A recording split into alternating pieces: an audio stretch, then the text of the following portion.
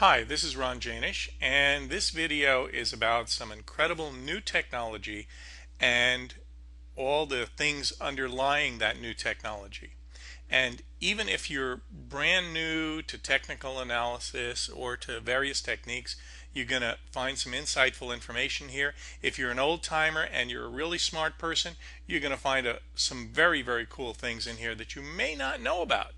Because what we're going to do is we're going to compare and contrast various techniques, various theories for predicting markets, and we're going to see how well they work.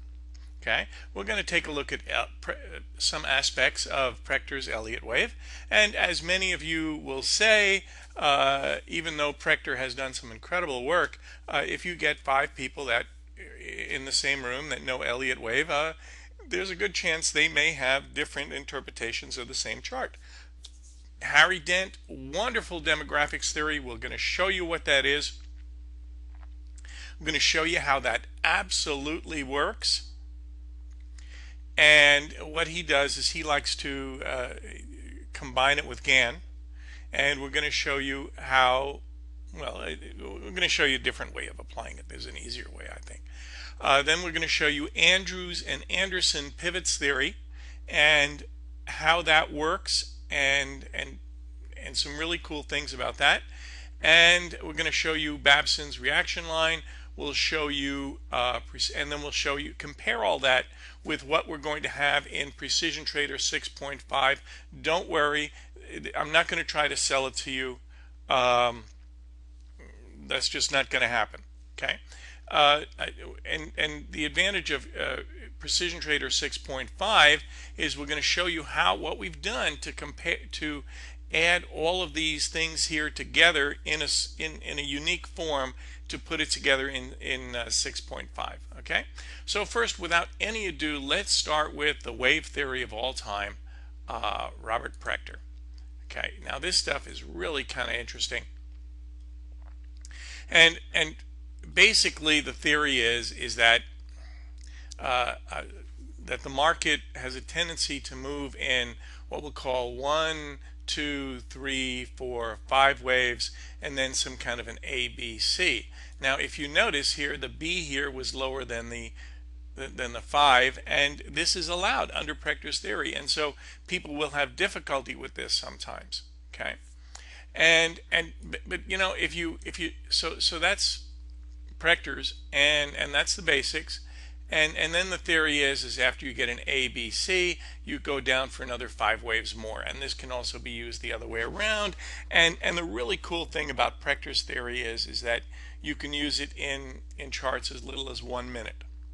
Okay, and so you may have 5 waves going down in the 1 hourly chart, and a 5 wave going up in a 5-minute chart, for example, and at the same time. And so it gets rather interesting and complicated, but nevertheless it's very interesting theory. So okay, so much we've covered. Let's see, that's really all you need to know about him. Harry Dent, fascinating man. Here is the crux of his theory, the way I see it. Okay, this is really cool stuff. What I do for Harry Dent stuff is I go to a place called Population Pyramids. Wonderful place. Let's see, here's a bunch of charts, and I'll pick up a chart like this here. This is the United States. Oh yeah. Beautiful chart. Now, what Harry Dent's theory basically is what I call something where you look for the bowling pin. And a bowling pin is you have a little head and kind of a bulge and then a kind of indentation, right? Okay, and so if you notice on here is there was a whole bunch of people in there was a big bulge in the 25 to 29 area. This was back around 1950, and what that meant was that in the 60s, and when these people here reach 40 to 45 is when this theory here would peak out. So let's see, that would be about 25 years later. So the peak would be about so the up move would be from about 50 to 75. And with perfect 2020 hindsight, we can see that the stock market from 50 to 75 did what it did. And then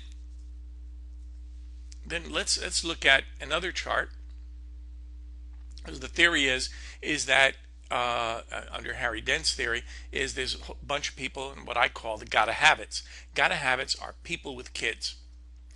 You know, when you have a child like I've had, man, I gotta do what I gotta do for my kid, be it work 2 jobs, 3 jobs, or just 1 job and make a lot of money. And you know, I'll probably spend like crazy. Heck, I might buy a house, I might buy a car, I'll buy lots of furniture, and all that kind of stuff. And this happens all over the world. It doesn't matter how rich or poor you are. If you have kids, chances are you're gotta have it, because it's within you to do whatever you can for that kid. Okay, so here we have that theory there. Now let's take a look and see how that. Let's see. This was 1997. So let's take a look here. Does this tell us? It doesn't tell us really. Okay, yes it does. Yes it does. Now if we look here, we can see here that the bulge in 1997 was over here around 40, and we know that when it gets to around 45 or so, up here is the peak of the bulge. And sure enough, right around 2000 was the peak of the bulge, and as we both know with 2020 hindsight, that's when the market turned. Okay, let's take a look at China. Here's a pretty chart. Okay, and we can see with perfect 2020 hindsight in the 1990s, the gotta have-its were procreating, and man, the market was going up because they are going into the 25 to 40 area time frame.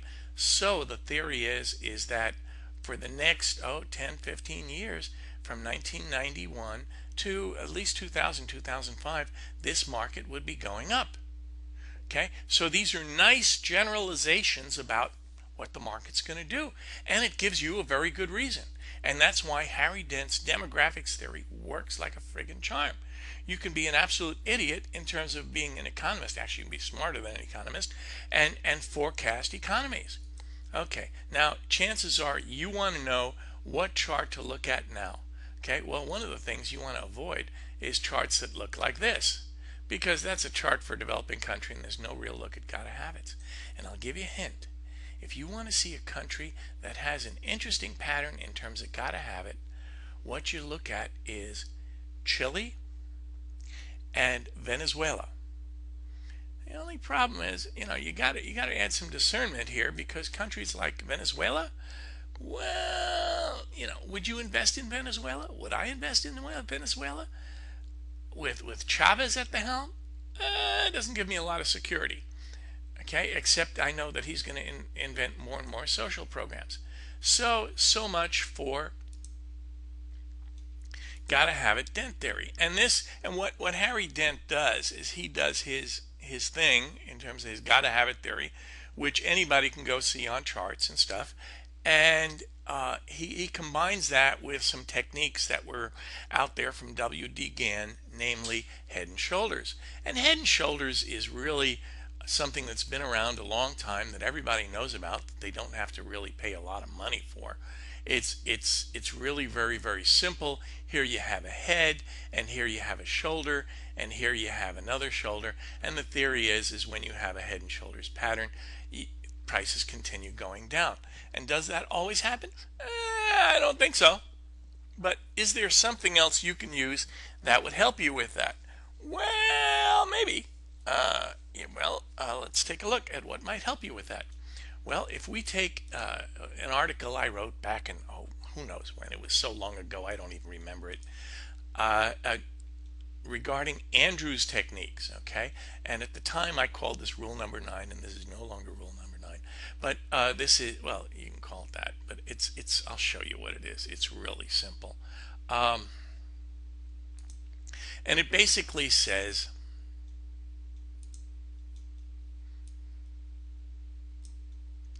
you draw the median line after prices zoom through the median line. See how they nicely zoom through it? They retrace back up and then go further in the original direction. Does this work all the time? Of course not. Does it work a lot? Yeah, it works pretty well.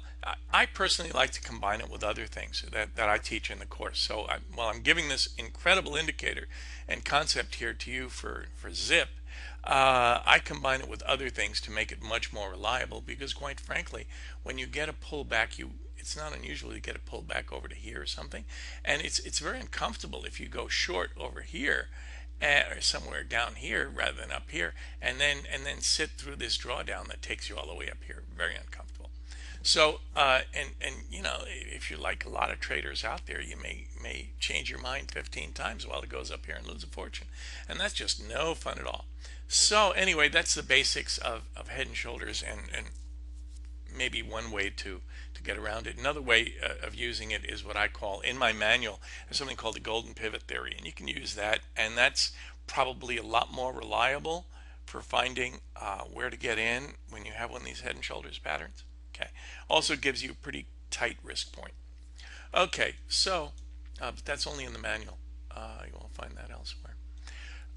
Let's see, what else do we have? We are comparing and contrasting. What are we comparing and contrasting? Oh yeah, the next thing we're going to go to is Andrews and Anderson. Now here we're going to look at Andrews' theory, and Andrews was a pretty cool dude. He let's see if we can find something fun here. Oh, this is fun. Okay, Andrews. Okay, Andrews. Now Andrews basically said, hold on to your hats, that prices tend to move in swings. He didn't call them that, but he pretty much said they move from one major pivot to another. Okay, we can agree on that. And so let's say this is a major pivot, and this is a major pivot, and this is a major pivot. Okay, and so the theory is they move from one major pivot to another, and as they move from major pivot to another, they typically make 5 or more pivots, and so you would go from here and you would say 0, 1, 2, 3, 4, 5, 6, 7, 8, 9, and count a whole bunch more, and whatever, and you would say, oh yeah, Andrews was right. And you might go 0, 1, 2, 3, 4, 5, 6, 7, and once again you'd say, oh yeah, Andrews was right. There's 5 or more pivots in the swing, and you could do that. And these are 5-minute pars on the ES, which is the intraday S&P. Okay, and you can say, yeah, that was right, and you'll find that this is pretty much the case on dailies and all that kind of stuff. Then, but I'm going to show you why this can be deadly. Then what you had Professor Anderson's theory, and it said after an EP you draw your 0-4 line, and you typically get 5 swings in the opposite direction. And so from here you draw your 0-4 line, and it would probably come down like this here, and then you could say, oh yeah, I've got 5 pivots after this. 1, 2, 3, 4, 5, 6. Wow, that's really great, no problem. Except here you draw your 0-4 line. Let's see, after an EP. Okay, after an EP, draw your 0-4 line. Here you have your EP. Here they don't go through, but here they do. And so you get 1. There's your loss. 2, 3, and here you get another EP. And so there you go up, and here it works. And so, the theory kind of works and kind of doesn't. I found that on a percentage basis, it's not over 55% in terms of numbers of times that it's true. Okay, and can be fraught with challenges. So okay, so what did I do to make this work? Well, what I did was in the design of 6.5, and we're working on a Precisiontrader 6.5. What we're basically doing is really easy. Give you an idea.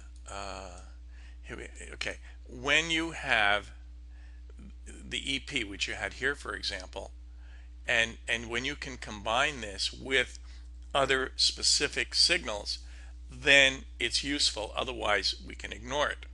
Okay, that's the basis of it. Okay, so that's all there is to it. It's nothing fancy or that's just what it is. So that's what we're doing. We're combining it in 6.5 with other things, and that's how we make Andrews and this other theory work. Andrews and Anderson's, Professor Anderson's theory work. Okay, so and if you take the Advanced Andrews course, and if you follow us in the private email groups, you get to see that. So how we do it in real time. Let's see. Let's take a look at the other things. Okay. So Babson had a reaction line theory. Well, reaction lines work pretty much.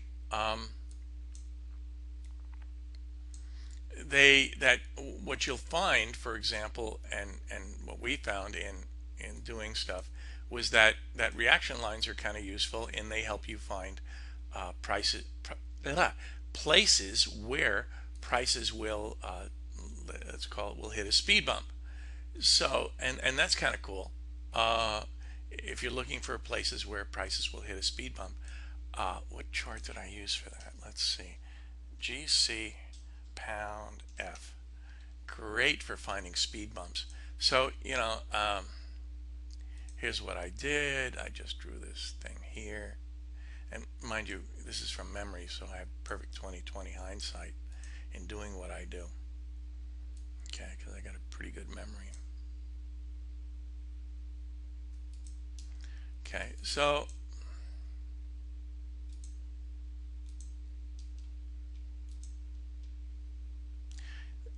Babson's theory basically says that if you can find an accurate center line, you can find places where these speed bumps will occur. Now, okay, we can agree that as prices went up, they kind of hit a speed bump, and hit a speed bump, you got to slow down, and if you're going to keep on going, that's fine, but it takes a little while longer, and so it goes up here, and then it hits another speed bump over here, comes back down, and boom, goes on through, right? Okay, so I know what you want to see. You want to see if it hit the speed bump at the end. Let's see. Let's convert this to weekly. Okay.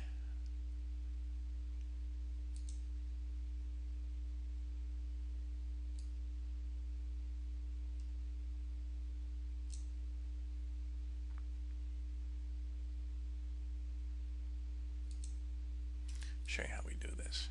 Let's take this.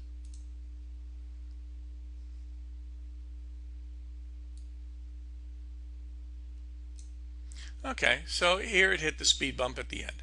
Okay, and so there's certain practical applications that we found for reaction lines in 6.5, and basically what we're looking for is for places where we really have to open our eyes to what in Elliott wave would be an end of a move, your typical pivot 5 or something like that. Let's go back and we'll look at that again.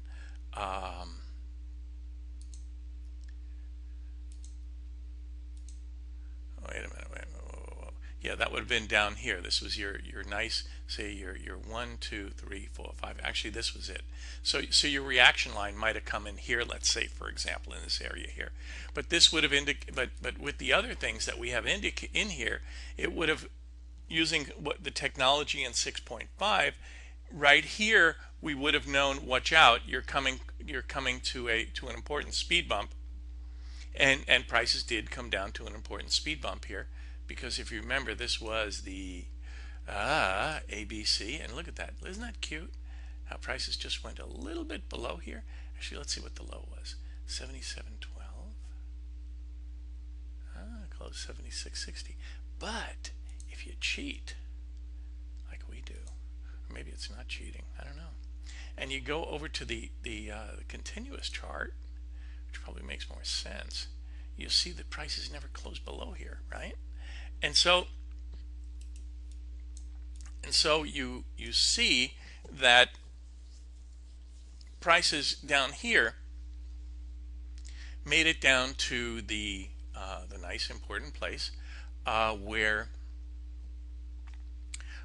it was the end of the move temporarily, and then they went up for a nice big ABC. Now, okay, hold on to your hats. I'm going to show you an interesting trick. This median line here is called, I call it the IML. The only place you're going to find it is in my manual.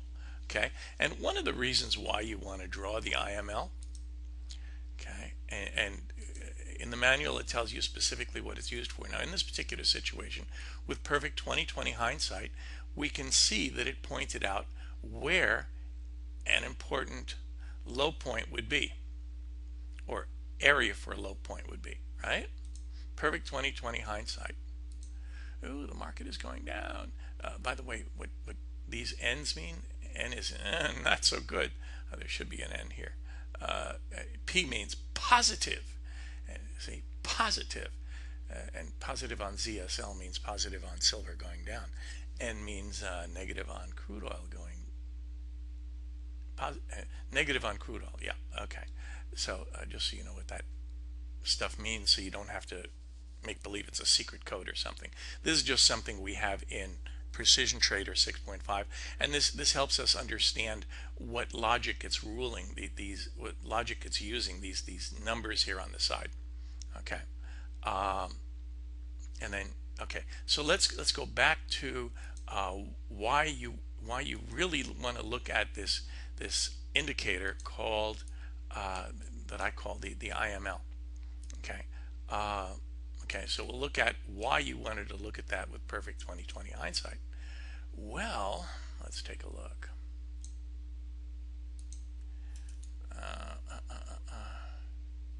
That didn't work. Why didn't that work?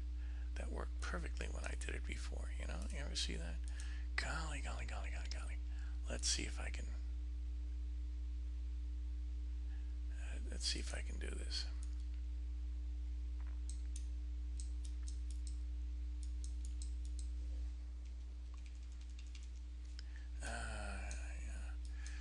Okay, 2007, found the high. We found the high. Okay, very nice. Whoop-de-doo. So we're going to look at this with perfect 20/20 hindsight.